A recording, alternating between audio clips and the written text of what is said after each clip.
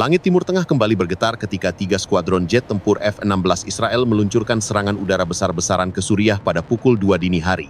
Dalam waktu kurang dari 8 menit, 27 rudal jelajah Jericho menembus langit Damaskus, menciptakan cahaya yang menyilaukan seperti badai petir. Gelombang kejut terasa hingga perbatasan Golan. Setiap dentuman mengguncang jantung kota tua itu. Radar Suriah sempat mendeteksi 4 gelombang peluncuran berturut-turut, namun pertahanan udara S-300 hanya mampu menembak jatuh 9 proyektil.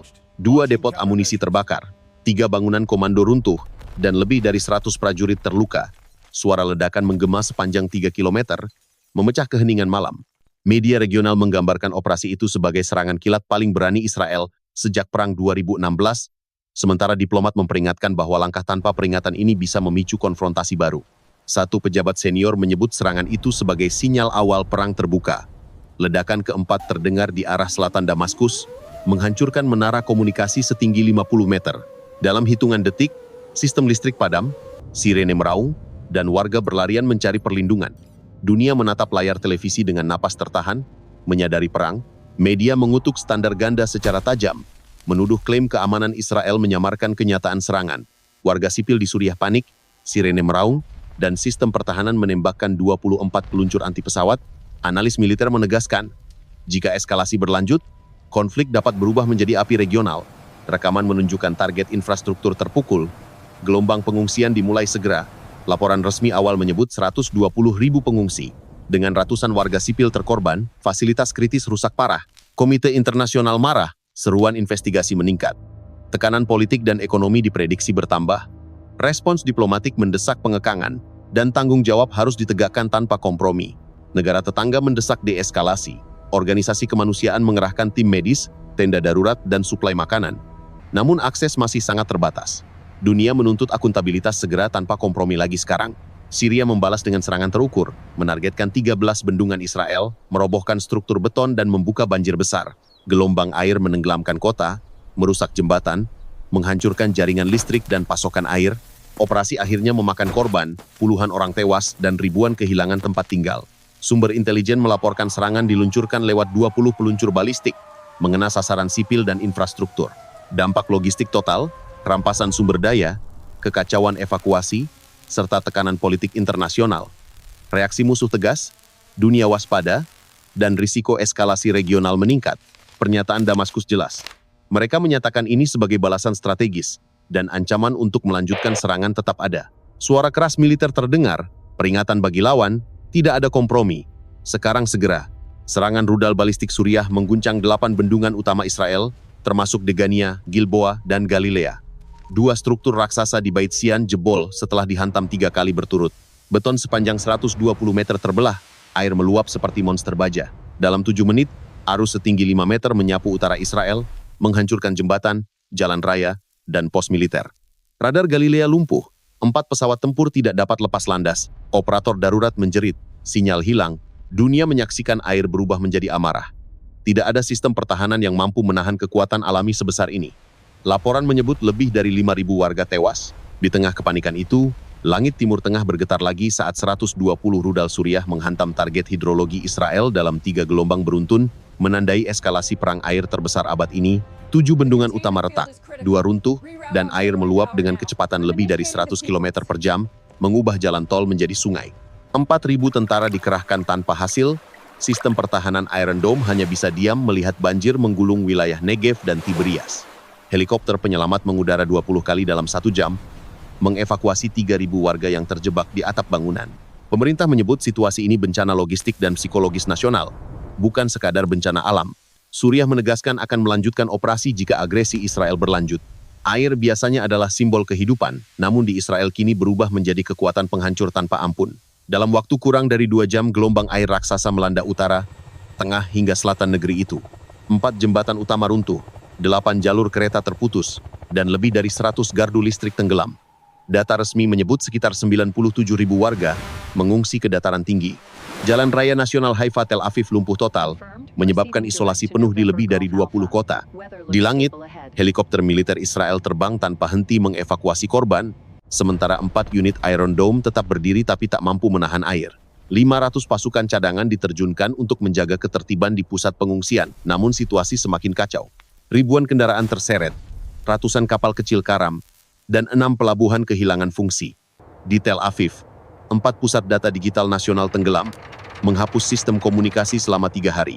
Nilai tukar shekel anjlok 9%, bursa saham kehilangan 200 miliar dolar dalam waktu 24 jam, pemerintah terpaksa membuka dana cadangan nasional senilai 8 miliar dolar untuk penanggulangan darurat. 4.000 tentara dikerahkan untuk memperbaiki jalur pasokan, tapi hujan deras selama 6 jam membuat operasi nyaris mustahil. 15 helikopter Black Hawk berputar di atas Negev, menurunkan logistik bagi warga terjebak. 2 pangkalan udara kecil berubah jadi kolam besar. Di pusat kota, kendaraan lapis baja berjejer di antara reruntuhan, bukan untuk perang tapi mengangkut korban ke rumah sakit.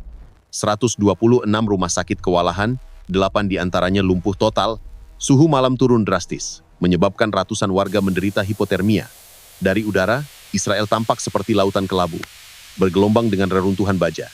Di tengah kekacauan, Menteri Pertahanan mengakui dalam siaran langsung, "Kita berperang dengan musuh yang tak terlihat, dan kita kalah." Kalimat itu menggema di seluruh stasiun televisi. Pusat teknologi air yang dibangun selama 4 dekade hancur dalam hitungan jam. 9 bendungan masih bocor, 6 dalam kondisi kritis. Ribuan tentara bekerja bergantian setiap 8 jam, tapi retakan di dinding beton terus melebar. 4 perusahaan energi kehilangan jaringan pipa minyak sepanjang 300 km. Di pasar, antrian bahan bakar mengular sejauh 5 km. Rakyat menatap kosong, antara marah dan tak percaya. Negara dengan sistem pertahanan udara terbaik dunia kini bertekuk lutut di hadapan air. Tidak ada rudal, tidak ada tank, hanya banjir yang menelan segalanya. Dalam 2 hari, gelombang itu menenggelamkan 232.000 hektar lahan. Pemerintah akhirnya mengakui ini bukan bencana alam, melainkan kekalahan strategis terbesar sejak Perang Yom Kippur, dan air kini menjadi musuh utama. Iron Dome berdiri di puncak bukit. Namun megahnya kubah baja itu kini tak berarti.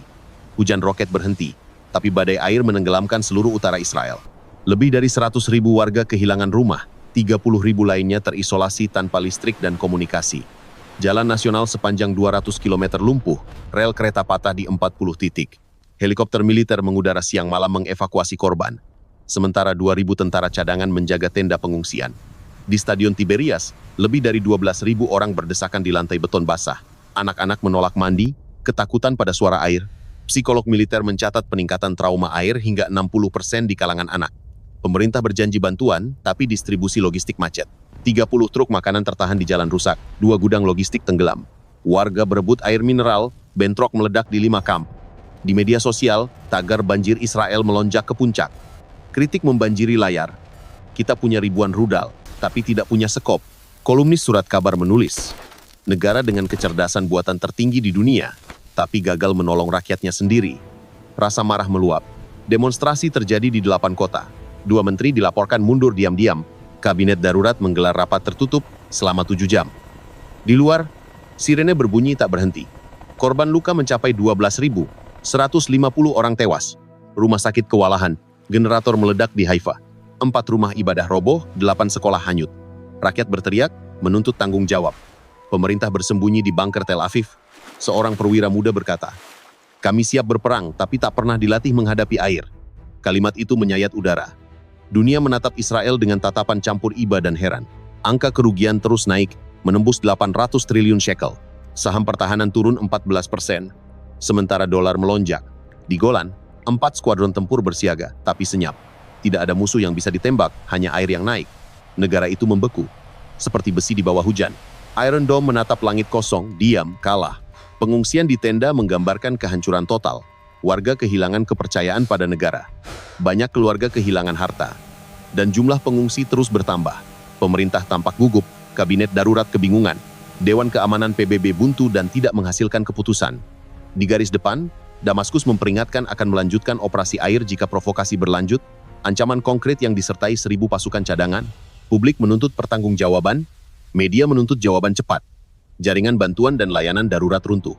Rumah sakit kewalahan menampung korban dengan luka serius, dan beberapa dilaporkan tewas. Kritik internasional tajam, diplomasi mandek. Ketegangan memuncak, kemungkinan eskalasi nyata, kawasan menghadapi hari-hari yang sangat berbahaya.